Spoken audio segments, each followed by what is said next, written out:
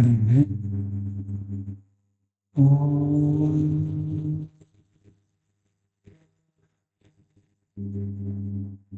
सहना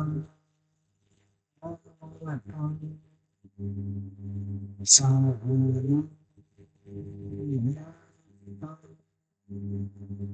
साधीनं भगवान्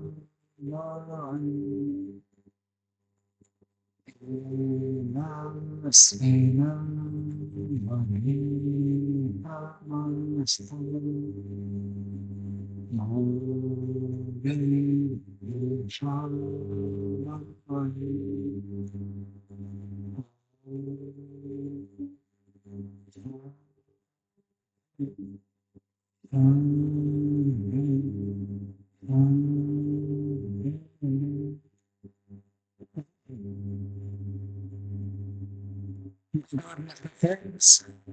सत्रहवें सप्ताह वेदोन्नति में हम प्रथम अध्याय का स्वाध्याय कर रहे हैं। उसमें 87वें श्लोक तक हो गया था।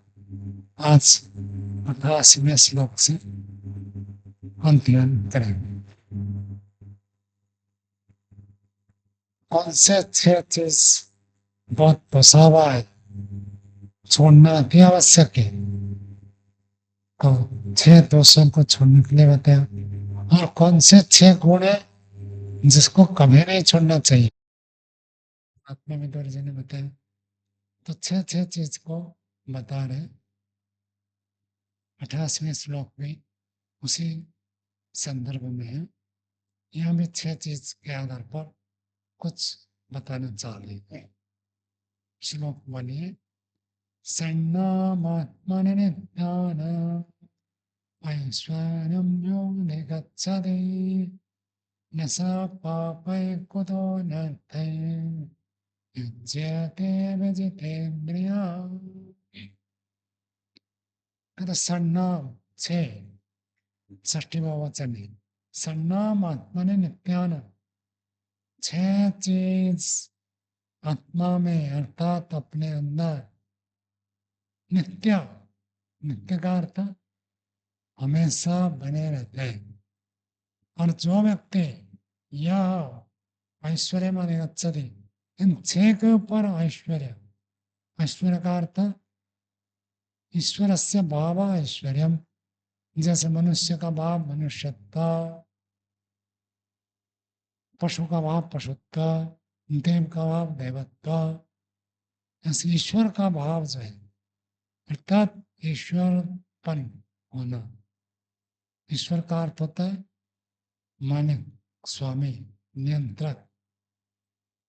यदि ये 6 चीज जो हमारे अंदर हमेशा रहते हैं, उनके ऊपर आप मालिक हो गए, उनके ऊपर यदि आपने अधिकार कर लिया, उनको नियंत्रण में कर लिया, ईश्वर जैसे सारा संसार को नियंत्रण कर, ऐसे यदि अपने अंदर विद्यमान 6 चीजों के ऊपर आप नियंत्रण कर लेते हैं, उनको वश में कर लेते हैं, तो क्या लाभ होता है? कहता पाप न सब पाप है, तो पाप से कभी युक्त होता ही नहीं है। अनर्थ है विच्यते कुतो विचित्रेन्द्रिय, वो अनर्थ से कैसे युक्त होगा? पहले 6 चीज क्या है समझ लेते हैं। सामान्य रूप से प्रचलित है, आप लोगों ने सुना होगा, मनुष्य के 6 रिपु होते हैं। 6 रिपु नाम से प्रसिद्ध है। सुना है कभी? नहीं सुना। 6 आंतरिक शत्रु होते हैं। काम, क्रोध, लोभ, मोह, मद, मात्सर्य। ये 6 रिपु, रिपु शब्द का अर्थ है शत्रु। तो मनुष्य के 6 शत्रु होते हैं। और महात्मा में जी कहते हैं जो 6 नित्यम आत्मनि, हमेशा आत्मा के अंदर रहते हैं। हर व्यक्ति के अंदर, हर मनुष्य के अंदर ये घर कर बैठे हैं। काम, क्रोध, लोभ, मोह, मद, मात्सर्य। काम के बारे में पीछे बहुत चर्चा हुई थी। क्रोध, क्रोध के बारे में बताया काम वासना, कामना, इच्छा, ऐसा ये बनी रहती है, हटती नहीं है। हर व्यक्ति के अंदर कम अधिक रहता है।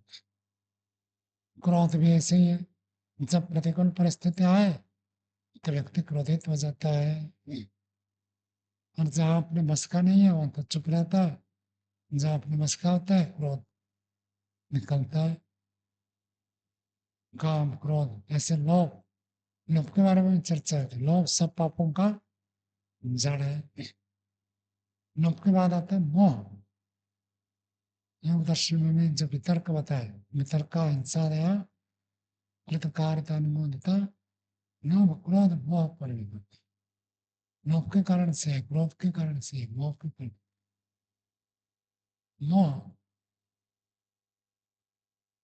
सुखानुशय राग, दुखानुशय द्वेष। आगे क्या कहा 10 भाष्य में, मोह पुनराविद्या थी। मोहन जो है अविद्या का जो घना स्वरूप है, इसको मोह कहते हैं। सामान्य रूप से अविद्या तो विद्यमान है, लेकिन वो जो घनीभूत होकर फलीभूत होकर का स्थूल रूप में प्रकट हो जाता तो उसको कहते हैं मोह। जब हल्के स्तर पर आता है वही राग है, और जब वो घना हो जाता है उसको मोह कह देते हैं। बच्चों के प्रति माता पिता का राग तो होता ही है, लेकिन अन्याय पूर्वक इच्छा करना वो मोह के अंतर्गत आ जाता है। जैसे धृतराष्ट्र मोह था, सभी चाहते हैं अपने बच्चों का कल्याण अच्छा बने, श्रेष्ठ बने, लेकिन मोह हो जाना बड़ा हानिकारक है। पूरे देश का, राष्ट्र का विध्वंस हो गया। काम, क्रोध, लोभ, मोह। और चौथा होता है, पांचवा होता है मद। मद का अर्थ होता है अभिमान। बाकी सब तो अविद्या से उत्पन्न होते हैं, लेकिन अभिमान जो है वो विद्या पढ़ने से भी उत्पन्न हो सकती है। कोई व्यक्ति विद्या अध्ययन करता है, विद्या में वृद्धि हुई तो अनुभव करेगा कि भाई मैंने जैसे कोई विद्वान है ही नहीं, मैं सबसे बड़ा विद्वान हूँ। मैंने जैसे अच्छा कोई व्याख्यान नहीं कर सकता, मैंने जैसे कोई समझा नहीं सकता, मैंने जैसे कोई शास्त्र को स्मरण नहीं कर सकता। यह अभिमान है।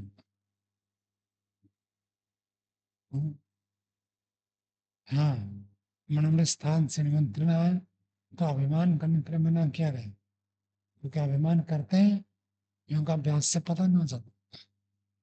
तो मद अर्थात अभिमान बहुत बड़ा दोष है। और एक दोष भी होता है मात्सर्य। लोक में तो मात्सर्य का अर्थ ईर्षा जलेसी को कहते हैं, लेकिन आप न्याय दर्शन में पढ़ेंगे आगे चलकर, कोई पदार्थ नष्ट हो जाए तो भी उसके प्रति जो राग बना रहता है उसको मात्सर्य कहते हैं।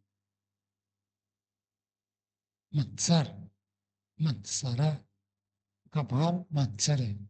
मत्सर का अर्थ यही है, वस्तु अभी है नहीं, पीछा मेरे साथ था तो उसके प्रति जो राग आसक्ति थी, वो आसक्ति अभी भी ऐसी बने रहे, ना हटे, तो उसको कहते मत्सर। इन जो 6 बड़ा बड़ा दोष है, षड रिपु नाम से लोक में प्रसिद्ध है। तो सर्वनाम आत्मा ने नित्यान, नित्य रूप से आत्मा में अपने में जो ये 6 रहते हैं, यो ऐश्वर्य में देहच्छति, जो इनके ऊपर ऐश्वर्य को, अधिकार को प्राप्त कर लेता है। न सा पापई इंचते, वो व्यक्ति पाप से युक्त होता ही नहीं। खुद अनर्थ है, वो पाप करेगा ही नहीं, का अनर्थ से युक्त क्यों। काम, क्रोध, लोभ, मोह, मद, मात्सर्य, इनके कारण से ही व्यक्ति पाप करता है। यदि ये 6 चीज नहीं है तो व्यक्ति पाप ही नहीं करेगा। जब पाप नहीं करेगा तो अनर्थ क्यों, अर्थात दुख नहीं होगा। पाप करने से अनर्थ होता है, पाप करने से हानि होती है, पाप करने से दुख भोगना पड़ता है।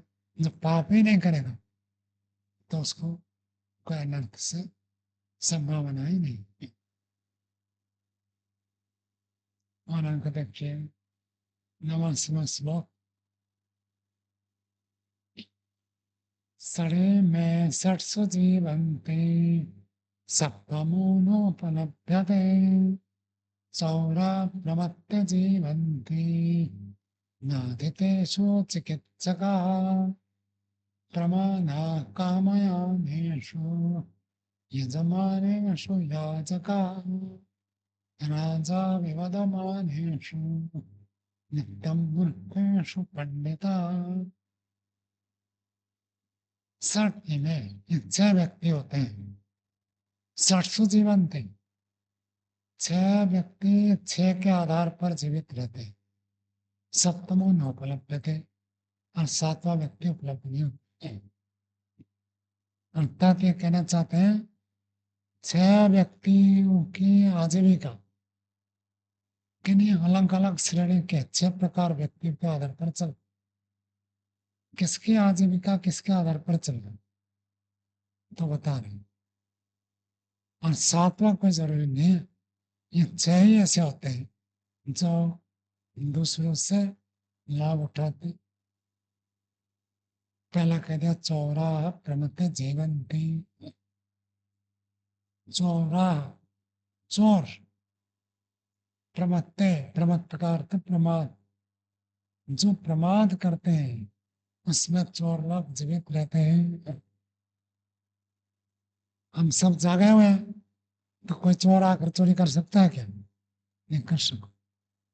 जब कोई व्यक्ति प्रमाद करता है तब चोरी होती है, प्रमाद नहीं है तो चोरी नहीं होती। चोर और डकैत में क्या अंतर है?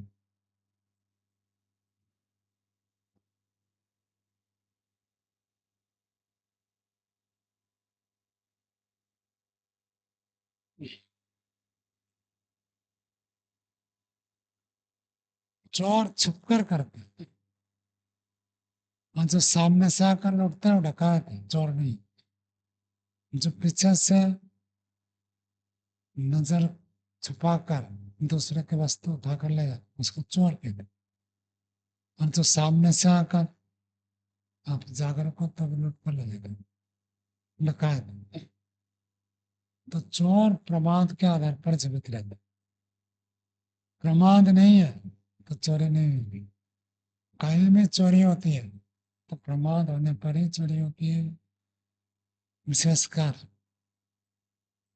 बहुत बार ऐसा होता है घर में ताला लगाना भूल गए, चोर आकर चोरी करके ले गए। इससे रहता क्या रोज आकर वो चेक करते हैं क्या? जिस दिन ताला नहीं लगा उस दिन चोरी हो गई, तो रोज आकर चेक करते हैं क्या? कभी कभी किसी का छूट भी जाता है, मतलब ताला नहीं लगा चोरी नहीं हुई। लेकिन दुकान आदि में तो बड़े सतर्क सावधान रखते हैं। पहले दरवाजे में ताला लगाएंगे, फिर शटर लगाएंगे। शटर का अपने चाबी होता है और उसके अतिरिक्त बाहर से ताला लगाएंगे। बहुत सावधानी रखें। भूल चूक हो गए तो सारा माल खत्म। घर में भी ऐसे कभी ताला लगाना भूल जाते हैं, कुंडी लगाना बंद करना भूल जाते हैं तो चोर आते हैं। आजकल कम हो रहा है ज्यादा हो रहा है?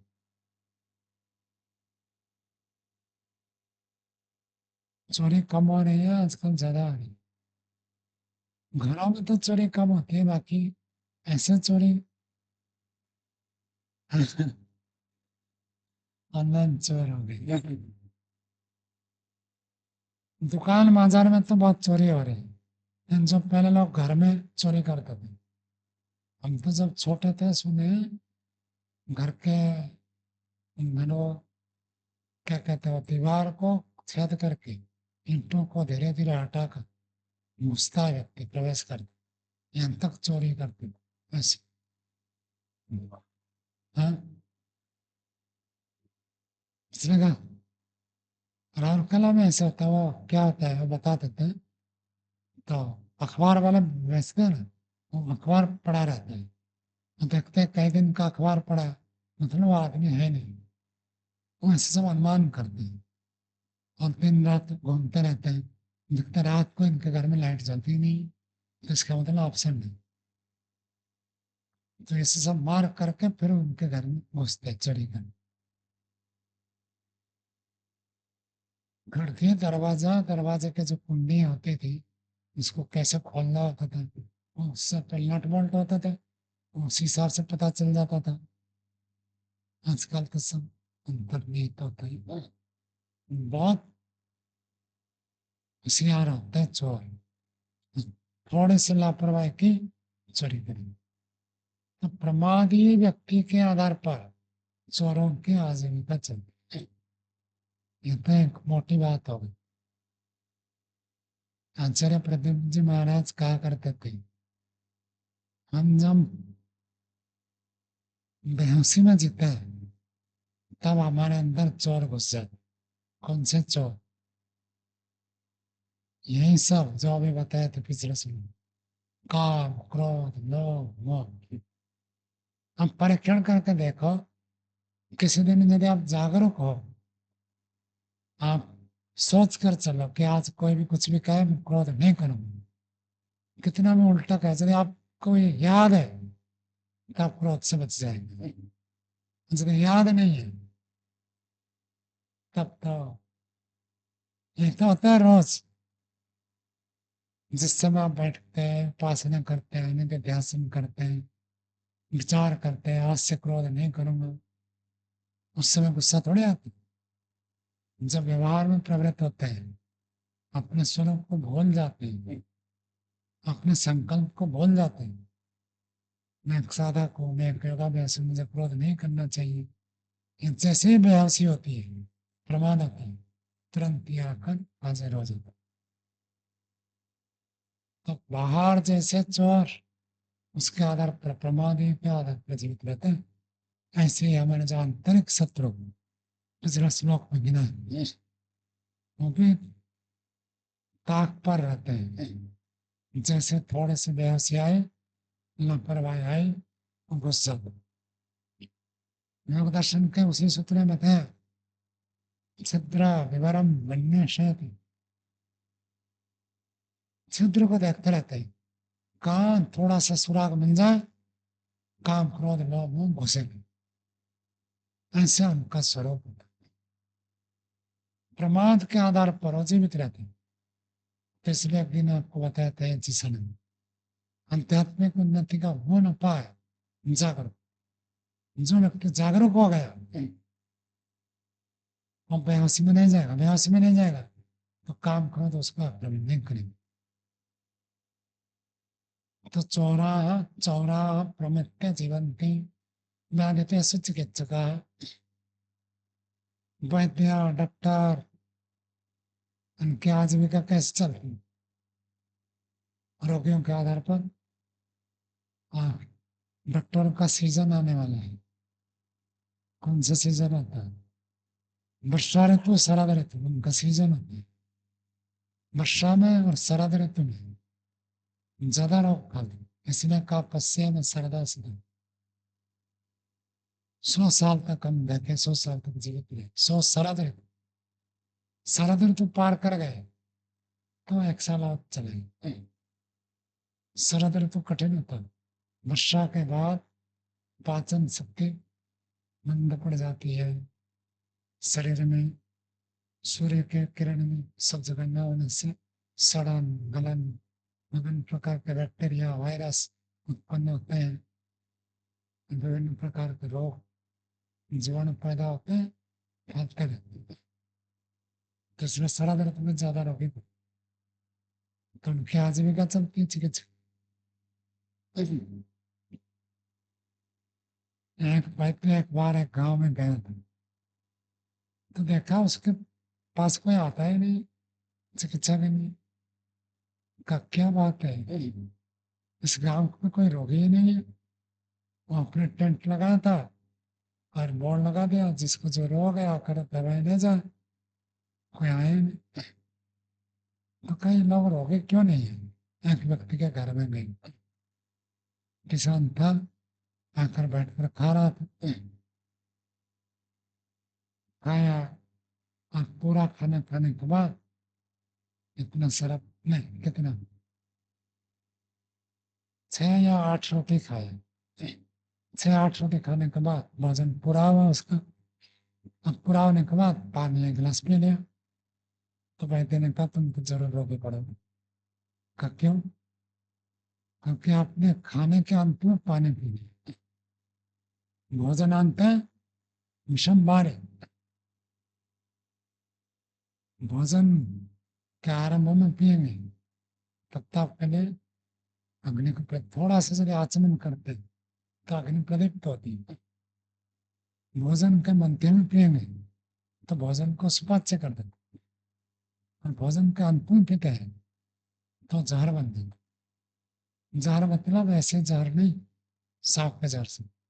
आम, कच्चे आम को मिश्र कहते हैं। तो पेट में भोजन पाचन है ना, आम बनते हैं। तो आपने पानी पी लिया, अब तो आप जरूर रोके पड़ो। और मैं प्रतीक्षा करता हूँ रोके पड़ोगे तब दवाई खिलाऊंगी। का अच्छा भोजन के बीच में पानी पीना चाहिए था। पत्नी को कहा और 6 रोटी ले आओ। मैंने 6 रोटी खाया था और मैंने कहा पानी बीच में पीना चाहिए। मैं कहा और 6 रोटी ले आओ। मैं और 6 रोटी ले आओ, पानी का पानी तो बीच में हो गया। अब तो रोगे नहीं पड़ोगा। तो कहने नहीं आप कभी भी रोगे नहीं पड़ोगे। कहा, क्यों? कहा जो व्यक्ति 6 रोटी का भोग बचा कर खाता है वो कभी रोगे नहीं पड़ेगा। अर्थात आपको और 6 रोटी खाने की भूख है, पेट में जगह है, इतना आप बचा कर खाते हो, तब तो अग्नि आपका प्रबल है। और जिसका अग्नि प्रबल है उसको कोई रोग नहीं।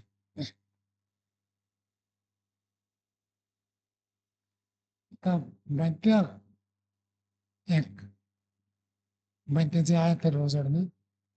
कहा जो आयुर्वेद शास्त्र है तो मूर्खों के लिए लिखा है। अब मूर्खों के लिए लिखा है क्या मतलब? कहा बुद्धिमान व्यक्ति तो अपने शरीर की प्रकृति को खुद समझ जाए। क्या चीज खाने से मुझे अनुकूल पड़ता है, क्या प्रतिकूल होता है, किस समय कौन सी चीज खाना है कौन सी चीज नहीं खाना, खुद खाकर परीक्षण करके देख लें। आप लोग गए थे सोमराम जी को, उन्होंने कहा ना मैं चाहूं तो एक दिन में 1 किलो भार घटा बढ़ा भी सकता हूँ, और चाहूं तो एक दिन में 1 किलो भार घटा भी सकता हूँ। मेरे शरीर के ऊपर मेरा इतना नियंत्रण है, जैसे चाहूं ऐसे कर सकता हूँ। जो शरीर के प्रति इतने जागरूक है और शरीर में एक एक संवेदना को अनुभव करते हैं वो रोगे नहीं पड़ेंगे। अब कहते हैं जो व्यक्ति मूर्ख है वो पता नहीं चलेगा आज क्या खाया था, किस लिए क्या बीमार पड़ा, उसको कुछ आता पता नहीं चलेगा। उसके लिए शास्त्र पढ़ेगा कि भाई ये खाने से क्या होता है, इसको खाने से क्या नहीं होता है। वो सब पढ़कर उसके लिए है वैद्य, और शास्त्र उसके लिए है। जो बुद्धिमान है वो खुद आचार्य ज्ञानेश्वर जी क्या करते रोगी पड़ेगा आपका मतलब आप आध्यात्मिक दृष्टि से मूर्ख है। मूर्ख व्यक्ति रोगी पड़ता है, हम कह दें। और जो शिविरार्थी आते थे उनको भी कहा करते थे आप थोड़ा कम भोजन करेंगे रोगी नहीं पड़ेंगे, लेकिन जब थोड़ा सा अधिक खा लेंगे तो रोगी पड़ने की पूरी संभावना है। नए स्थान पर आए, नया वातावरण है, नए खान पान है, सबके घर में कुछ और खाते थे या कुछ और मिल रहा है। यदि आप थोड़ा कम खाएंगे रोगे नहीं पड़ेंगे, मरेंगे नहीं, नहीं रोगे नहीं पड़ेंगे। और अधिक खाएंगे तो मस्तिष्क में घुसता नहीं। कभी आप थोड़ा अधिक जरूरत से ज्यादा खाकर देखो, पाठ चलता है तो ऊपर ऊपर से जाएगा, कुछ अंदर घुसेगा नहीं। कब अनुभव हुआ ऐसे नहीं। ज्यादा यदि खा लिया, आवश्यकता से ज्यादा गला तक भर ले तब तक पाठ चलता रहेगा, दिमाग में कुछ और बोलना बिना घुसेगा ही नहीं। तामस व्याधितेषु रोगियों के आधार पर चिकित्सक, डॉक्टर, वैद्य, चिकित्सक, हकीम, इनका सब आजीविका चलता है। सब लोग यदि स्वस्थ हो जाए, समरानंद जी कहते हैं ना, दवाई के ऊपर आश्रित हम न रहे, स्वयं हम व्यायाम करें, आसन करें, प्राणायाम करें, अपने स्वास्थ्य को स्वयं बनाए और ध्यान तो आवश्यक है। इन सबको यदि ठीक ठाक करते रहे फिर रोगी नहीं पड़े। रोगी होने से वैद्यों की आजीविका चलती है, कोई रोगी ना हो तो वैद्यों की आजीविका कैसे चलती। अनेक प्रमदा कामय कामयानेषु प्रमदा, ये कहते हैं व्यभिचारिणी स्त्रियों को। कामयानेषु, तो वेश्यावृत्ति तब चलती है जब उनके कोई निस्सक्त पुरुष हो। अश्वपति राजा ने घोषणा की थी, नाम स्तेनो जनपदे, मेरे जनपद में कोई स्तेन नहीं, चोरी नहीं, चोर नहीं, कोई कदरिया नहीं, अर्थात कंजूस नहीं है, दान देने वाला नहीं है, कोई अग्निहोत्र न करने वाला नहीं है, और कोई अविद्वान नहीं है, कोई व्यभिचारी नहीं है। जब कोई व्यभिचारी नहीं है तो व्यभिचारण स्त्रियां कहाँ से आएगी। व्यभिचारी पुरुष हो तब वेश्याओं की वृत्ति चलती है, यदि व्यभिचारण पुरुष ही ना हो तो वेश्यावृत्ति बंद हो जाएगी। का यजमान सुयाजका, यजमानों में याजकों की आजीविका चलती है, अर्थात याजक कहते हैं पुरोहित को। पुरोहित को घर में कौन बुलाएगा, जो व्यक्ति स्वयं वेद मंत्र पाठ नहीं जानता वही तो बुलाएगा। खुद जानते हैं तो खुद करेगा, दैनिक अग्निहोत्र तो रोज सबको करना है, और अपने घर में संस्कार करना है तो माता पिता विद्वान है तो खुद कर लेते हैं। ठीक है, सौजन्यता की दृष्टि से किसी को सम्मान करने के लिए बुला लेती है, एक अलग बात। लेकिन जो जानते हैं तो खुद कर सकते हैं ना, स्वयं करेंगे अपने बच्चों में संस्कार, ये सब। तो याजकों का आजीविका यजमान के आधार पर निर्भर करता है। तो आजकल तो सबके यजमान बंटे हुए होते हैं, सब व्यक्ति के निश्चित यजमान होते हैं, वो यजमान उन्हें को ही बुलाते हैं, पौराणिकों में नहीं और हमारे समय में भी।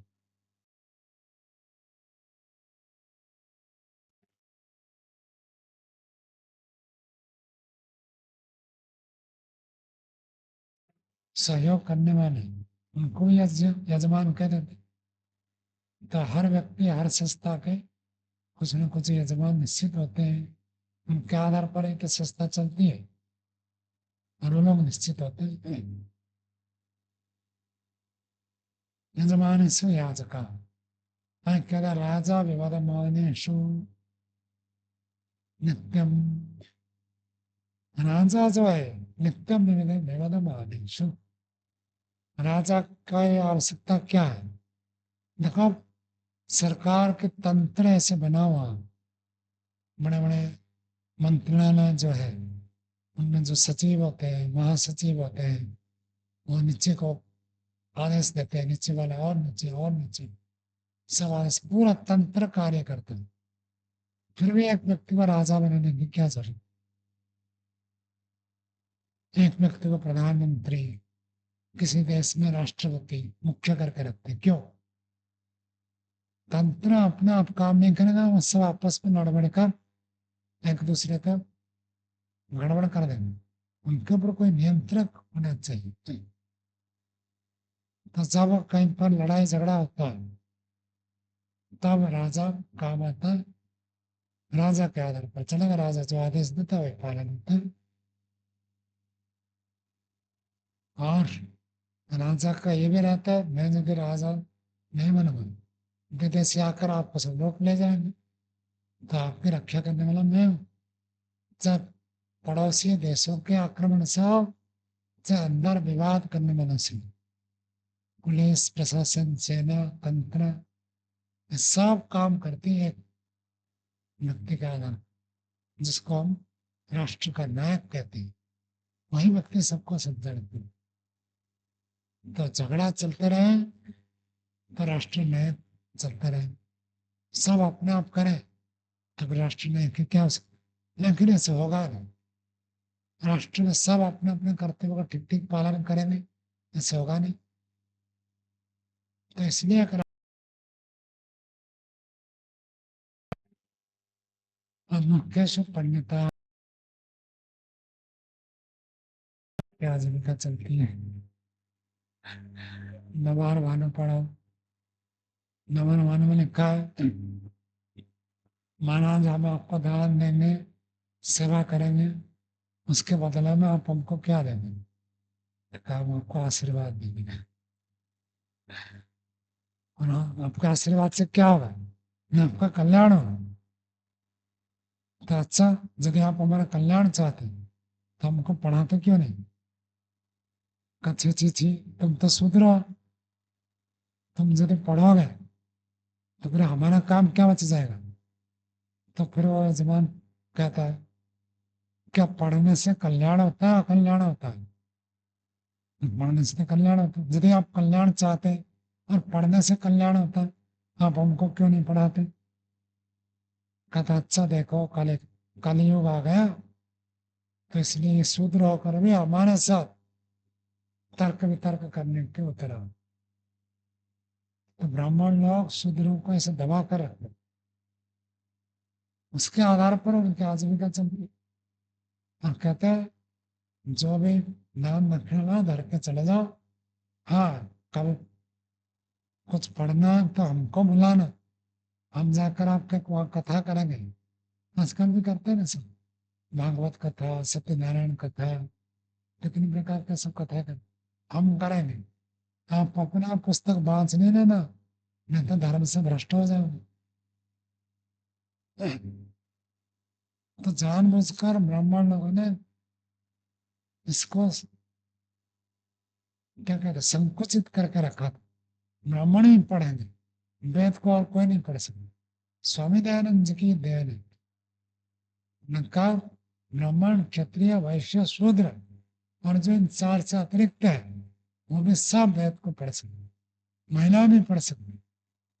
शंकराचार्य लोग आज भी बैठे, आज भी वो लोग कहते हैं महिलाओं को वेद पढ़ने का अधिकार नहीं है।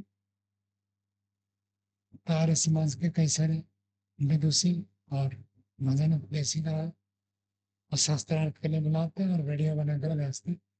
शंकराचार्य जी हमारे साथ शास्त्रार्थ करें, क्यों महिलाएं वेद नहीं पढ़ेंगी? गायत्री मंत्र तो बिल्कुल निश्चित दक्षिण भारत में आज भी है। पुरुष वर्ग का वेद पढ़ेंगे, वहां लाकर पीठ को सजाएंगे, रहन लगाएंगे, वेद पुस्तक को लाकर रखेंगे, पढ़ नहीं सकती महिला, पढ़ नहीं सकती।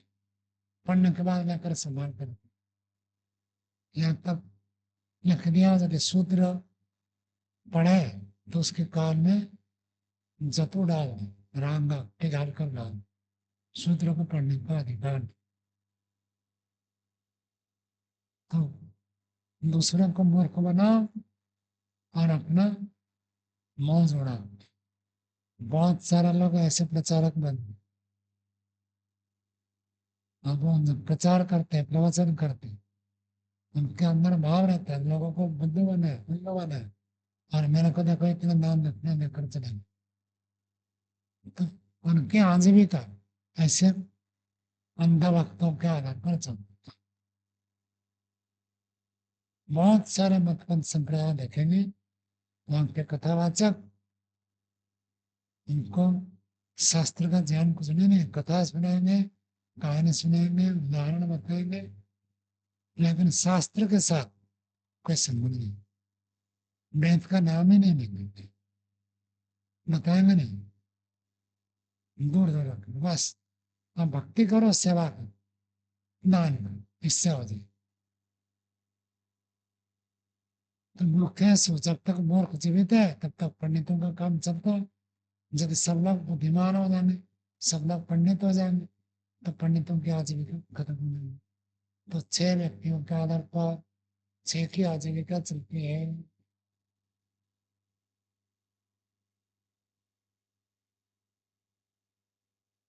क्या पढ़ते हैं।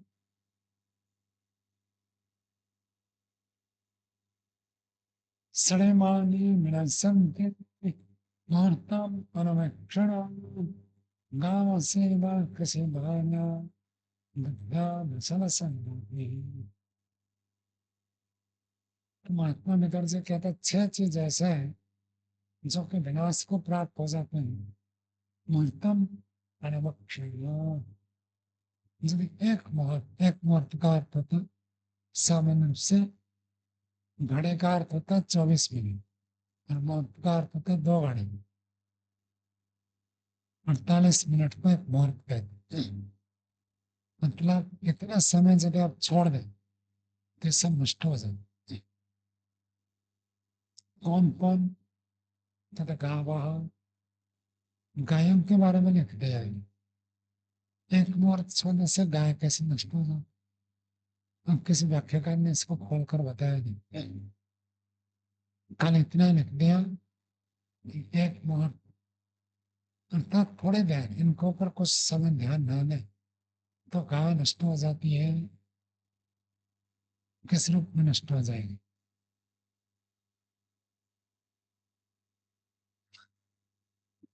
अगर जो तपोवन ज्ञान था, गुरु जी गए थे ना, गुरु जी के साथ गए थे, वहां कोई एक गाय अपने आप चलकर आ गई और वो वहीं पर बछड़ा दे रही और दूध भी देती है। अब किसकी गाय है कुछ पता नहीं, कोई लेने के लिए आया ही नहीं, तो क्या करें, गाय को वहां रखा हो। ये हो सकता है गाय को यदि आप छोड़ देंगे तो गाय दूसरे के खेत में घुस जाती, दूसरे के खेत में घुस जाए, अब खेत के फसल खा जाए, तो जिसका खेत होता है वो क्या करता है, वो गाय को बांध कर रख देते हैं। गाय का मालिक कहाँ है, तो कहता है, मेरा इतना फसल नष्ट हुआ, भरपाई करो, तो गाय कुछ। मुझे तो यही समझ में आया कि गाय को यदि आप छोड़ देंगे तो ऐसे विनाश होता है।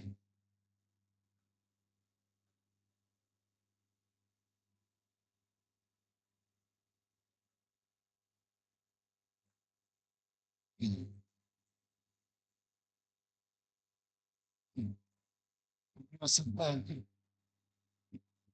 ऋषियों अजमेर में रहते थे, तो गाय को सब लोग नगर नगर के लोग भी कुछ कुछ भोजन ला करते थे, लेकिन बहुत सारे गाय बीमार हुए और कुछ तो मर गए पॉलीथीन के कारण से। पॉलीथीन में भोजन डालते थे और पॉलीथीन सहित गाय खा जाती, तो फिर वहां लिख कर लगाया, फिर तब भी नहीं बनी, एक दो गाय तो फिर भी मरी।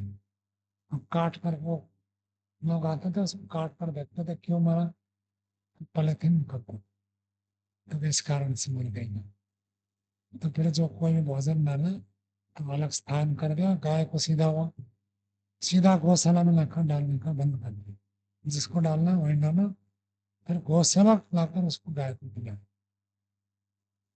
वहां पर परंपरा है, वहां घास लोग बेचते हैं, हम लोग आकर वहां से घास खरीदेंगे और गौशाला में डालेंगे। जैसे दिल्ली में भी कई जगह पर होता है, जहाँ गाय चरते रहते हैं, तो वहां पर कुछ लोग ठेला में घास रखकर बेचते हैं, जिनको घास खिलाना है आके खरीदते हैं। यदि गाय को देख रेख न करे तो गलत चीज खा जाए तो मरेगी, कोई गलत चीज खिला दे तो मरेगी, किसके खेत में घुस जाए तो फिर बांध कर रखेगा, तो खेत में नुकसान है।